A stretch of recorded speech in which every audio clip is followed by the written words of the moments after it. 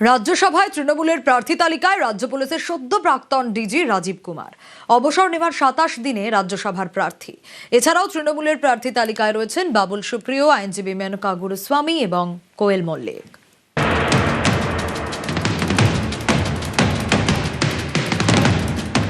শুক্রবার রাজ্যসভার 4 প্রার্থীর নাম ঘোষণা তৃণমূলের। তালিকায় রয়েছেন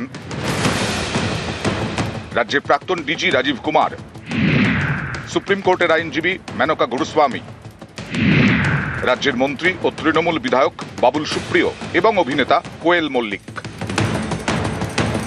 তৃণমূলের 4টি আসন খালি হওয়ায় এবার 4 নতুন মুখ রাজ্যসভায়। সুব্রত বক্সি, ঋতব্রত বন্দ্যোপাধ্যায়, সাকেত গোখলের মেয়াদ শেষ হচ্ছে এপ্রিলে। জানুয়ারি মাসে পদত্যাগ করে কংগ্রেসে যোগ দেন মহসন বেনাজির নূর। এই 4টি আসনের জন্য শুক্রবার 4 প্রার্থীর নাম ঘোষণা করে তৃণমূল, যার মধ্যে অন্যতম আইপিএস অফিসার রাজীব কুমার 2024 থেকে 2026 পর্যন্ত রাজ্য পুলিশের ডিজি পদে ছিলেন। 31শে জানুয়ারি অবসর নেন। অবসর নেওয়ার 27 দিনের মাথায় তাঁকে রাজ্যসভার প্রার্থী করল তৃণমূল। বাবুল সুপ্রিয় সঙ্গীত শিল্পী, একসময় ছিলেন বিজেপি সাংসদ। 2021-এ বালিগঞ্জ থেকে তৃণমূলের টিকিটে জেতেন, বিধায়ক হন, এখন রাজ্যের মন্ত্রী। তিনিও এবার তৃণমূলের রাজ্যসভার প্রার্থী তালিকায়। আমি অত্যন্ত কৃতজ্ঞ দিদির কাছে, ন্যাশনাল জেনারেল সেক্রেটারি অভিষেক ব্যানার্জির কাছে, এবং দল যেভাবে বিগত 3 বছর আমার কেটেছে, আমি বলবো অত্যন্ত ভালো, অনেক কাজ করতে পেরেছি। তো আমার মনে হয় যে দায়িত্ব আমায় দেওয়া হয়েছে সেটা আমি আমার the only way to thank, মানে আমার নিজের কৃতজ্ঞতা প্রকাশের একটাই উপায় থাকবে যে টু ডু ওয়েল, যেটা ওয়েলে নাবার কথা আছে, তো রিয়েলি ডু ওয়েল। আর সংসদটা আমার চেনা জায়গা, কিন্তু যেদিক থেকে আমার যে কথাগুলো বলা উচিত আমার মনে হয় ঠিক জায়গাতেই আছে। তৃণমূলের রাজ্যসভার প্রার্থী মেনকা গুরুস্বামী, সুপ্রিম কোর্টের আইনজীবী, সমকামিতাকে আইনি অপরাধের আওতা থেকে মুক্ত করতে 377 ধারার বিরুদ্ধে লড়েছেন। অনেকের মতে নির্বাচিত হলে তিনিই হবেন সংসদে এলজিবিটিদের প্রথম ঘোষিত প্রতিনিধি। সাম্প্রতিককালে আইপ্যাক, ইডি, আরজিকর সহ একাধিক মামলায় রাজ্যের তরফে আইনজীবী হিসেবে দেখা গেছে। আরজিকর মামলায় কলকাতার প্রাক্তন পুলিশ কমিশনার বিনীত গোয়েলের পক্ষে সওয়াল করেছেন। মেনকা গুরুস্বামীর বাবা মোহন গুরুস্বামী প্রাক্তন কেন্দ্রীয় মন্ত্রী যশবন্ত সিনহার উপদেষ্টা ছিলেন। তৃণমূলের রাজ্যসভার প্রার্থী তালিকায় এবার কোয়েল মল্লিক, যিনি কোনোদিন সরাসরি রাজনীতিতে ছিলেন না, এবার একেবারে রাজ্যসভার টিকিট। সম্প্রতি কোয়েল মল্লিকের বাবা রঞ্জিত মল্লিকের বাড়িতে গিয়ে তাঁর হাতে উন্নয়নের পাঁচালি তুলে দেন তৃণমূলের সর্বভারতীয় সাধারণ সম্পাদক অভিষেক বন্দ্যোপাধ্যায়।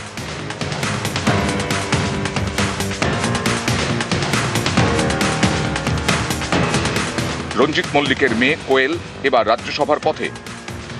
নেত্রীর নাম মমতা বন্দ্যোপাধ্যায়, যিনি সর্বভারতীয় মুখ। তৃণমূল কংগ্রেসকে যখন প্রার্থী তালিকা প্রস্তুত করতে হয়, সেখানে বাংলা অগ্রাধিকার থাকবে, বাঙালি অগ্রাধিকার থাকবে, পাশাপাশি জাতীয় রাজনীতিতে তৃণমূল কংগ্রেস এবং মাননীয় মমতা বন্দ্যোপাধ্যায়ের গুরুত্ব এবং প্রাসঙ্গিকতার কথা খেয়াল রেখে দলের বিস্তারের প্রসঙ্গটিকে নজরে রেখে সেই তালিকা ঠিক করতে হয়, এবং সেরা তালিকা নিউজ 18 বাংলা। আজ এসএসসির গ্রুপ সির নিয়োগের পরীক্ষা। গ্রুপ সি ও গ্রুপ ডি মিলিয়ে মোট শূন্যপদ কত? 8,478 শূন্যপদ। গ্রুপ সি গ্রুপ ডির পরীক্ষায় প্রায় 17 লক্ষ চাকরি প্রার্থী রয়েছে। আরো ডিটেইল আপডেট নেওয়ার চেষ্টা করি এ বিষয়ে। সোমরাজ রয়েছে আমার সঙ্গে। সোমরাজ, দেখো, আজ মূলত গ্রুপ সি নিয়োগের লিখিত পরীক্ষা রয়েছে এবং দীর্ঘদিনবাদী স্কুলে এই গ্রুপ সি পদে শিক্ষাকর্মী নিয়োগের পরীক্ষা নিচ্ছে রাজ্য। মূলত রাজ্য জুড়ে আজ 1693টি পরীক্ষা কেন্দ্রে পরীক্ষা নেওয়া হচ্ছে এবং গ্রুপ সি পরীক্ষার জন্য আবেদন করেছেন 8,04,000 পরীক্ষার্থী। গ্রুপ সি পদে শূন্যপদ রয়েছে 2,989টি।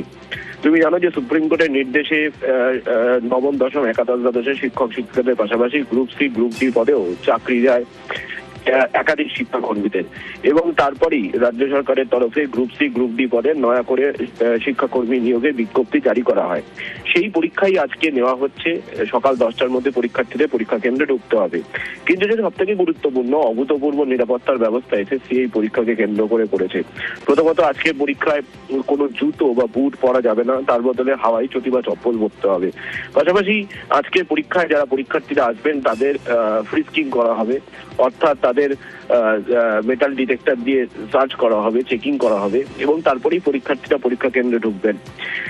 যেটা আরো গুরুত্বপূর্ণ যে এসএসসির তরফে কলকাতা পুলিশের পুলিশ কমিশনার এবং রাজ্য পুলিশের ডিজিকে চিঠি লেখা হয়েছে। চিঠিতে জানানো হয়েছে যে কেন্দ্রীয় বাহিনীর কারণে পরীক্ষা নিয়ে যাতে কোনো রকম সমস্যা তৈরি না হয়, অর্থাৎ যে স্কুলগুলিতে পরীক্ষা কেন্দ্র হিসেবে এসএসসি ইতিমধ্যে চূড়ান্ত করেছে সেখানে যাতে 8 তারিখ পরীক্ষা, অর্থাৎ 8 তারিখ যে পরীক্ষা রয়েছে সেদিন পর্যন্ত কোনো কেন্দ্রীয় বাহিনী না থাকে।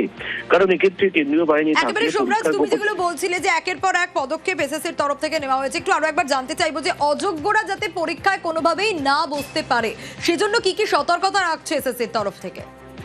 দেখো, ইতিমধ্যে school service commission group C পদে 250 জনেরও বেশি অযোগ্য প্রার্থী আবেদন করেছিলেন, তাদের আবেদন বাতিল করেছে। কিন্তু তারপরেও এসএসসির আশঙ্কা থাকছে যে এরপরেও অযোগ্য প্রার্থীরা আবেদন করতে পারেন এবং তারা পরীক্ষা দিতে পারেন, কারণ তারা বিভিন্নভাবে নাম বদল করে বা অভিভাবকদের নাম বদল করে পরীক্ষা দেওয়ার চেষ্টা করছেন। সেক্ষেত্রে 2016 নিয়োগে 1000-এরও বেশি যে অযোগ্য প্রার্থী ছিলেন গ্রুপ সি পদে, তাদের নামের বিস্তারিত তালিকা সহ বিভিন্ন পরীক্ষা কেন্দ্রে পাঠিয়েছে এসএসসি এবং পরীক্ষা কেন্দ্রে দায়িত্বপ্রাপ্ত আধিকারিকদের নির্দেশ দেওয়া হয়েছে যাতে তারা যাতেও কোনোভাবে পরীক্ষায় বসতে না পারে সেক্ষেত্রে ভালো করে চেকিং করতে হবে। যারা পরীক্ষায় বসবেন তাদের অ্যাডমিট এবং পাশাপাশি তাদের যে আধার বা ভোটার কার্ড, যে পরিচয়পত্র নিয়ে আসবে সেগুলিকে ভালো চেকিং করে রাখতে হবে। কারণ কমিশন চাইছে না যে কোনো রকম অযোগ্য পরীক্ষার্থী যারা 2016 নিয়োগে বিচারে অযোগ্য তারা যাতে কোনোভাবেই পরীক্ষায় বসে। সেই কারণেই পরীক্ষা কেন্দ্রগুলিকে এই নির্দেশ এসএসসি দিয়েছে এবং সেই তালিকাও এসএসসির তরফে পাঠিয়ে দেওয়া হয়েছে। বেশ,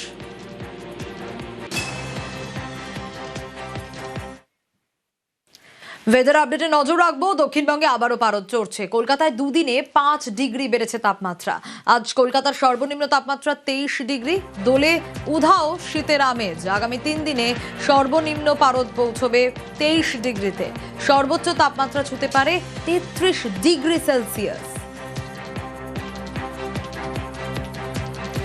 আপনাদের জানাই দক্ষিণবঙ্গে কেমন থাকবে ওয়েদার। দক্ষিণবঙ্গে এখনই দোলের সময় হালকা হালকা ঠান্ডা কোনো কোনো বছর পাওয়া যায়, কিন্তু এবার চড়ছে পারদ। কলকাতায় দুদিনে 5 ডিগ্রি তাপমাত্রা বেড়েছে। আজ কলকাতার সর্বনিম্ন তাপমাত্রা 23 ডিগ্রি। দোলে তার মানে শীতের আমেজ থাকছেই না। আগামী 3 দিনে সর্বনিম্ন পারদ পৌঁছবে 23 ডিগ্রিতে। সর্বোচ্চ তাপমাত্রা ছুঁতে পারে 33 ডিগ্রি সেলসিয়াস। আর যদি উত্তরবঙ্গের দিকে নজর রাখি তাহলে উত্তরবঙ্গে ফের নাকি বৃষ্টি, বরফ। দার্জিলিংয়ে তুষার বৃষ্টির পূর্বাভাস।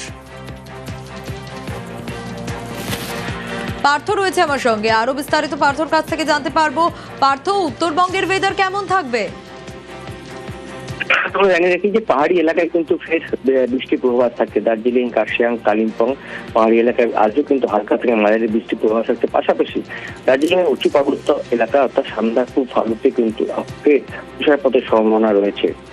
অর্থাৎ দোল উৎসবের আগে কিন্তু আবারও বৃষ্টিতে ভিজতে পারে গোটা পাহাড়ি এলাকা। পাশাপাশি সমতলের বেশ কিছু এলাকায় শিলিগুড়ি এবং ডুয়ার্সি একাংশ কিন্তু বৃষ্টির পূর্বাভাস থাকছে এবং সকাল থেকে আকাশ মেঘলা রয়েছে দার্জিলিং, কালিম্পংয়ে এবং সমতলের বেশ কিছু জেলাতে কিন্তু সকালের দিকে আকাশের মুখ ভাসছে। তবে বেলা বাড়তে খানিকটা সূর্যের দেখা মিলল।